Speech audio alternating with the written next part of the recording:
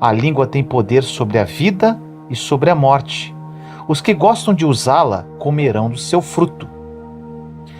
As palavras são cheias de poder. Elas podem curar ou podem ferir. Podem ministrar morte ou podem ministrar vida. Podem incentivar ou podem desencorajar. Podem fortalecer ou podem derrubar. Pessoas se divorciam por causa das palavras. Famílias são destruídas por causa das palavras. Pessoas perdem empregos devido às palavras. A insegurança pode dominar a vida de uma pessoa devido às palavras que foram ditas para ela. Devido a esse grande poder das palavras, precisamos escolhê-las muito bem. Precisamos nos responsabilizar pelas palavras que proferimos. Porém, vale a pena salientar que ninguém poderá domar a sua língua sozinho, e para isso precisamos da ajuda de Deus. Sem exceção alguma, todas as pessoas passarão por muitas tribulações e aflições em suas vidas. A grande tendência do ser humano é verbalizar os seus sentimentos, e infelizmente, na maioria das vezes, o que sai de suas bocas é reclamação, murmuração e blasfêmia. No livro de Tiago, capítulo 1, versículo 2 diz: Meus irmãos, considerem motivo de grande alegria o fato de passarem por diversas provações. Alegria por passar por provações? Isso parece um pouco contraditório, mas é exatamente isso que acontece quando caminhamos em fé. As provações nos preparam para um próximo nível de nossa caminhada. Quando você está passando por provas, nada mais é que um processo de amadurecimento para receber algo que Deus está preparando para a sua vida. Existe um tesouro na provação. Quando enfrentamos lutas, provações e problemas, uma das primeiras coisas que precisamos fazer é profetizar: Deus, ajude-me a encontrar um tesouro nesta provação. Sempre existirá algo bom nos períodos de provações, e se encontrarmos com a ajuda de Deus, será uma glória. Nesses momentos de prova, precisamos aprender a dar graças pelo que Deus já tem feito em nossa vida, em vez de ficar falando de nossos problemas. Usamos como exemplo Davi, quando ele foi enfrentar Golias. Davi não ficou falando do que ele via, ou seja, da grandeza do gigante ou da sua armadura poderosa. Ele falava sobre todas as grandes coisas que Deus já havia operado através da vida dele. Ele disse: Eu já matei um leão, um urso, então quem é esse Golias? Lembrar das coisas que Deus já fez em nosso passado é uma grande forma de nos fortalecermos para encararmos nossos gigantes do presente. Você pode hoje estar enfrentando situações terríveis e o inimigo está tentando te convencer que não poderá suportar esse problema. Agora, se você refletir profundamente, concluirá que tiveram situações no seu passado que você venceu e continuou caminhando. E ainda, em sua palavra, Deus nos diz que não enfrentaremos problemas maiores do que podemos suportar, pois cada situação Ele proverá uma saída. Em 1 Coríntios, capítulo 10, versículo 13 diz: Não sobreveio a vocês tentação que não fosse comum aos homens. E Deus é fiel. Ele não permitirá que vocês sejam tentados além do que podem suportar. Mas, quando forem tentados, Ele lhes providenciará um escape para que o possam suportar.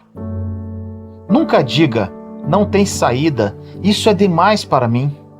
O que você proclama através da sua boca poderá lhe trazer mais fraqueza dia após dia. Aprenda a acreditar no que a palavra de Deus diz. E ao invés de proclamar derrota, proclame a palavra. Diga, conforme diz em Filipenses 4,13, tudo posso naquele que me fortalece. O Senhor nunca irá nos abandonar. Podemos passar por qualquer deserto com Jesus. Precisamos aprender a usar as palavras como aliadas e não como inimigas. Na grande maioria das vezes, falamos mais do que o inimigo está fazendo do que Deus está operando em nossa vida. Não precisamos falar de medo, mas precisamos falar de fé. As palavras são poderosas. Suas palavras podem liberar anjos para ajudá-lo, ou suas palavras poderão liberar o medo, trazendo ainda mais problemas para a sua vida. Precisamos liberar a nossa fé, e isso é feito pelas palavras que saem da nossa boca e da oração. Não podemos falar de fé e logo em seguida falar de medo. Uma palavra anula a outra. Podemos até falar do problema que estamos vivendo, porém não devemos falar dele sem que haja um propósito. Se você precisa falar com alguém sobre algum problema que está vivendo, fale, mas te aconselho. Não é nada sadio para a sua vida ficar falando de seus problemas por 24 horas. O que você precisa se atentar é com relação à forma que está falando de seus problemas. Quando falar do seu problema com outra pessoa, logo após terminar de falar dele, profetize que não se curvará a ele e que Deus está no controle de tudo. Peça a Deus sabedoria com relação ao que deve dizer e ao que não deve dizer. Peça a Deus sabedoria sempre, todos os dias. No livro de Tiago, capítulo 1, versículos de 5 a 8, diz: Se alguém de vocês tem falta de sabedoria, peça a Deus, que a todos dá livremente, de boa vontade, e lhe será concedida. Peça-a, porém, com fé, sem duvidar, pois aquele que duvida é semelhante à onda do mar, levada e agitada pelo vento. Não pense tal homem que receberá alguma coisa do Senhor. É alguém que tem mente dividida e é instável em tudo o que faz. Sempre que passarmos por provações, precisamos olhar para o tesouro que se esconde por trás dela e sermos alegres, como diz a palavra.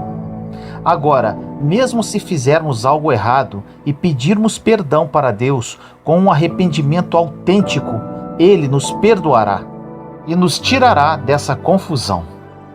Porém, não significa que Deus não vai nos ensinar algo, mantendo-nos no problema por algum tempo para que aprendamos.